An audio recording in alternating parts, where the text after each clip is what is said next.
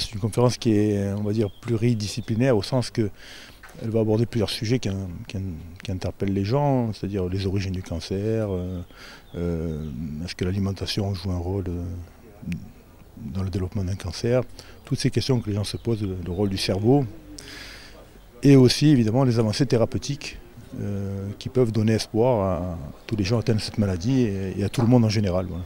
Alors, on va parler aussi de mathématiques qui peut jouer un rôle aujourd'hui important dans justement les avancées thérapeutiques dans la lutte contre le cancer. Dites-nous en plus. Oui, les mathématiques qui prennent le nom aujourd'hui, on entend beaucoup parler d'intelligence artificielle. Donc, bon, c'est un mot qui est mal choisi, mais qui veut dire ce qu'il veut dire, c'est utiliser les ordinateurs pour essayer de cerner un petit peu cette complexité de la maladie cancéreuse, du diagnostic jusqu'à la thérapeutique. Donc, effectivement, c'est quelque chose qui est mondial, c'est un développement mondial de l'intervention de l'intelligence artificielle pour aider les médecins à mieux soigner, donc à mieux comprendre la maladie et à mieux soigner, en particulier pour le diagnostiquer plus précocement. Vous avez peut-être entendu parler d'un article qui est paru très récemment, là, très important, sur la détection du mélanome, où la détection par intelligence artificielle surpasse les meilleurs dermatologues. C'est pas péjoratif, c'est simplement que la machine a un pouvoir qui dépasse largement notre intelligence, quoi. En quelques mots, est-ce qu'on peut expliquer, est-ce qu'on peut revenir sur les origines du cancer? Il n'y a pas de réponse simple à cette question. Il y a probablement un aspect qui est lié au vieillissement. On sait que certaines pathologies cancéreuses surviennent plus facilement chez les sujets les plus âgés. Il y a probablement des facteurs, on le sait, génétiques dans certaines maladies. Certaines c'est démontré, pour d'autres ça reste toujours des travaux de recherche en cours. Et puis il y a certainement un aspect qui est lié à l'environnement au sens large, ce qu'on mange, comment on vit, comment on bouge. Et ça, on sait qu'il y a un certain nombre de facteurs dont l'effet est démontré sur la survenue de pathologies cancéreuses.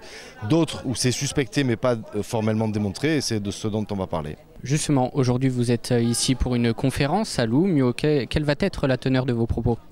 On va essayer d'aborder plein de choses. D'abord parler un peu des idées reçues sur le cancer, les formes qui augmentent, les formes qui diminuent, est-ce qu'on guérit plus de malades ou pas. Aujourd'hui, on va parler également des aspects liés, une question qui revient souvent, est-ce qu'un stress peut être à l'origine d'une pathologie cancéreuse? Donc le docteur Boulanger-Marinetti va en parler. On parlera également des armes aujourd'hui de la médecine de précision. Qu'est-ce que c'est que cette médecine qu'on voudrait de plus en plus précise pour que chacun ait le meilleur traitement possible pour lui, et comment on peut le mettre en œuvre. Et on parlera aussi des difficultés, parce que finalement, si on veut une médecine très précise, individualisée, il y a autant de solutions que d'individus. Ça veut donc dire qu'il faut des outils pour arriver à mieux décider de tout ça. On parlera un peu de l'action de l'intelligence artificielle dans le domaine de l'oncologie avec le docteur Dominique Barbeloz. Et puis on parlera également finalement des difficultés au quotidien pour les mères et pour, je dirais, à la fois médecins et mères comme le docteur Vincentelli, qui nous parlera un petit peu de comment on peut mettre en place ces techniques de prévention, de dépistage, etc. à l'échelle d'un élu municipal.